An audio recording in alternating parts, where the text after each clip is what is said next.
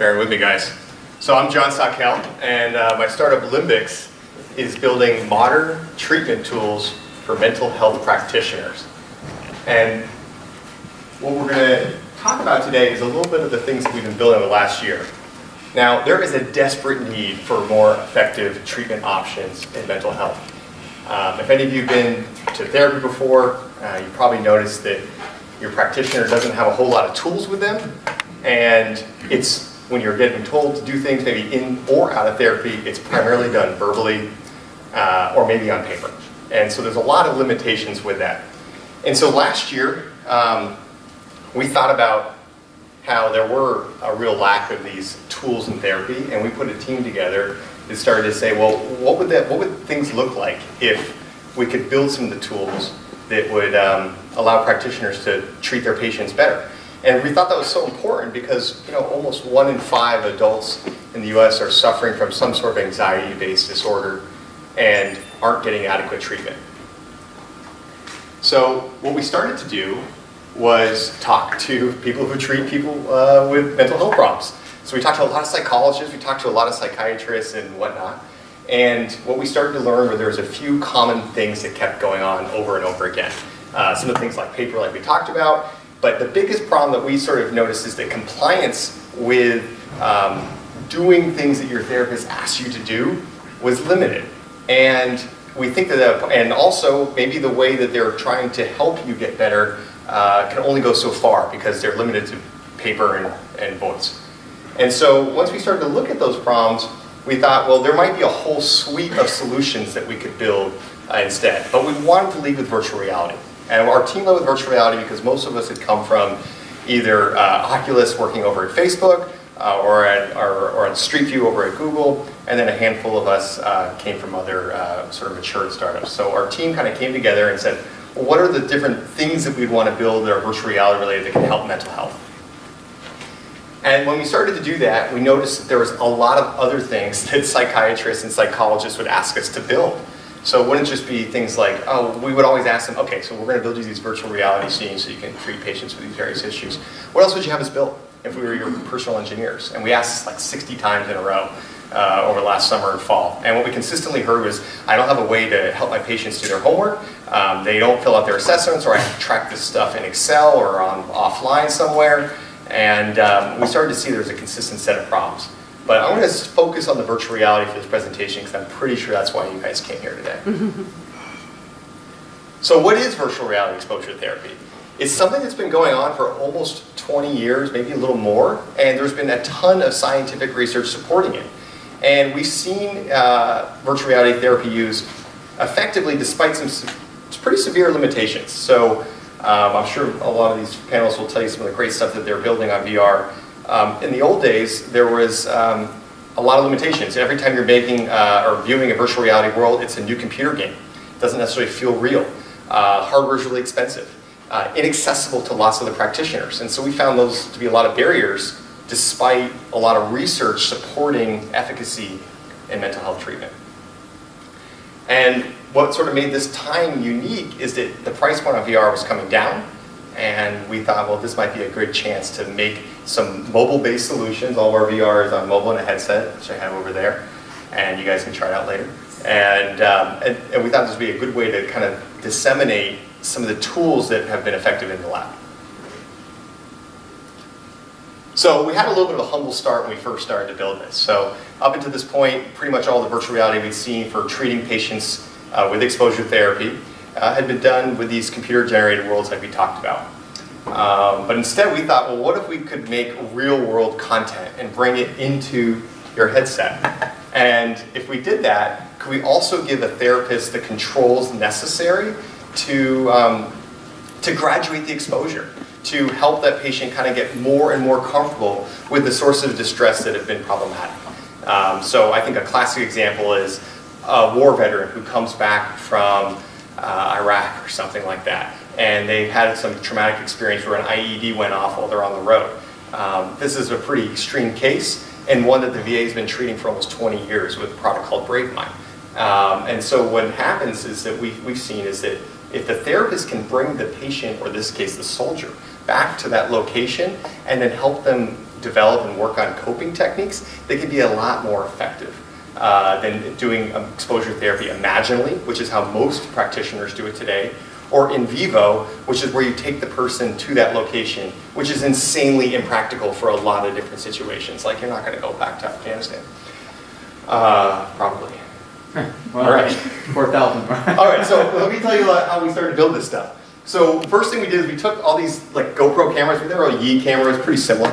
And Scott, this is our lead engineer, he and I have been friends forever. And we stitched together these 6 cameras with these USB 7-pin cables. We couldn't find them in quantities under like 1,000, so we were like splicing them, behind our desk. And we said, okay, so we got these 6 cameras, now what are we gonna do with them? So we put them on this mount, and you can see I went to Ace Hardware and I got a bunch of wood.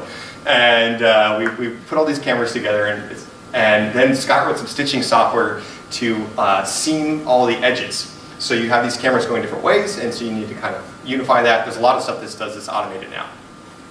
And then we said, okay, well, let's do fear of driving. That should be the first thing we build. And the reason why we wanted to do that is when we talked to all these therapists, and they said, well, this is what you should build. And then the other reason why we wanted to do that is that 9% of car accident survivors develop PTSD. And exposure therapy in a car is not very practical when you have a driver who's terrified of getting behind the wheel and is going to scream. I wouldn't want to get in that car. So we put it on my bike, and so I started to drive around Palo Alto, pedaling away, and we started to notice, this is really problematic, because when I lean left, the whole camera turns, and the car doesn't do that. And so we then realized, well, probably a bike's not a good way to film this, especially Google Street View's figured out a little bit more than that. And so we ditched the bike and we got some wheels. And I took this little wood VR mount thing that Scott and I were putting together, and we put it in my SUV and stuck it out the sunroof. But the problem with going out the sunroof is now your head height is way above the car, and you're not actually viewing the world like you are typically as a driver. That wasn't good. And so then we said, all right, we need a really low car.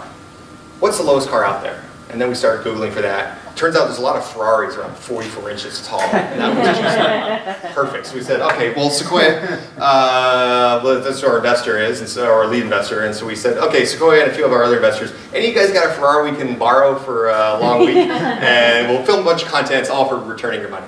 And so we emailed everybody out, and they said no to the Ferrari. But we did get a Z4. That was like a 2001 Z4. And you can see that I stitched, we put our little camera on top of the window. That's like a little spider thing, and these are like suction cups and a lot of lube that kind of get in the stick, and there's a lot of jokes about that in the office. And then so we got the camera mount up there, and we put some little dots on the steering wheel, and so that way the cameras could easily recognize the steering wheel and what kind of how it's moving or not moving, as you may or may not see in a minute. And so that's sort of how we got our first scene together. And then we started to ask everybody, well, what would you want us to build if you had a patient with car accident trauma? And they said, well, one of the things that always comes up is driving through tunnels. So, we then said, okay, so we put this camera mount on top of the car, and here I am driving through the Ron Williams tunnel, and then the therapist can then take that patient to the tunnel. But then, the therapist might say, well, actually the tunnel is really only part of it. The real fear is the heights on the bridges, and so you got to give me that scene too. Like, okay, so we'll go drive across the bridge. And so then we brought that thing, and we continue across the Golden Gate. And we end up going around and capturing footage all around the Bay Area for highways and nights and rain. Actually, the rain we render afterwards, but lots of different scenarios. But driving really is only one component of people who have that problem. And what we learned when we were talking to all these practitioners that there was a lot of different scenes we needed. And so what we decided to do was build all of our content with real-world capture. And the reason why we do that is that you can stick a camera down and get footage a lot quicker. We also built in some plugins to YouTube and Google Street View so we could bring in any content, whether it's a flat video or a 360 video on YouTube or on Street View, to our product. So let's say you had a patient who was mugged on a certain corner, and it's a really traumatic event for them. We can take that patient back to that address in the therapy office where the therapist can help them overcome this. Or maybe there's this really, really rare, for instance, actually it's less rare than I thought, but people have a lot of fear of open spaces, we learned. And we didn't have any open space footage right away, so the first thing some of the therapists were using us was looking at YouTube videos for wide open fields and then putting that in VR. So this is how it kind of looks. And we have a proper demo back in the room if you guys want to try. But here we're going to treat Scott's fear of flying with Limbix. And so here's my computer. I'm the practitioner. And I'm going through my computer, and I'm picking my flying scene, and you can see Scott's about to experience it. And now you can see this little guy right here. That's, as Scott's turning, I, as the practitioner, also get to see what Scott sees. And so it's a little snapshot of it. And I can graduate the exposure. So in this example, I'm picking a scene that's outside the plane for Scott's fear of flying. But part of exposure therapy, one of the components is you want to kind of level up the anxiety feelings, and you kind of bring them back down. And so we wanted to give a bunch of different ways that you could experience that. So you could take them into the plane afterwards. Maybe you need to start earlier and bring them all the way into the terminal, or maybe it's even earlier than that. So we're trying to support a lot of different scenes that you can hopefully graduate the exposure. All right, so that's some of the stuff we've been doing so far. Just a little history on that. We raised our venture capital last November. Our team started formulating last August, September. And so we're just almost a year into it. We launched July 31st. It's been really popular. The New York Times has been all over it and a few other major publications, and we've been getting some success rolling out. And one of the things we've learned the last 3 weeks with hundreds and hundreds of signups is that you guys need more social anxiety scenes. I got a lot of young kids who are anxious to talk to anybody. And so we need to help them get these skills to make eye contact, and it's not the same when I'm dealing with an avatar. And so what we are doing here is, this is an actress, and this is for like a talking to a stranger on a bus scene. And so Mila here is in her chair, and we film her doing a bunch of social interactions in front of that. And then we take that shot or that footage and we bring it into the environment that's appropriate for the patient. So we could have Mila sitting on a bus, we could also have her sitting on a boat. And it's just, as a chair is a chair. And so it's about being able to transport anybody from one location to another is what we've been trying to do. So it's sort of our version of augmented reality. So this is some of the stuff we've been working on a lot right now. The ones I'm also really excited are for addiction content. I think earlier you saw a bar scene where the goggles are sort of showing. When you can expose someone to the things that trigger their addiction, I think that's really powerful. I think opiates are a big problem that we can start to develop a lot of content for. We've seen research that supports this, that's maybe 10, 20 years old now, but we got to refresh this. And so we're pretty excited to do that. A couple more slides, I'm almost done, guys. So Limbix supports a lot more than virtual reality therapy. We talked about that this is about modern treatment tools for practitioners. And we learned that all this homework that people would assign, assessments that people are doing offline, well, that should be done online. At least that's a bunch of kids in Palo Alto think. And so what we decided to do was we make this dashboard where you can assign a patient any type of homework, or have them listen to meditations, or have them fill out thought records, or have them fill out their assessments. We'll capture and graph and report on all of this online. And so this is a way that we thought that if you were going to be doing exposure therapy with a patient, that would only come up a handful of times with a handful of patients. But there must be tools that we could build that would come up all the time. And so the virtual reality is kind of the fun stuff to talk about, but we think there's a lot of great applications to this software that increases compliance with the homework your therapist asks you to do. It helps people get better. We've seen a lot of research supporting that.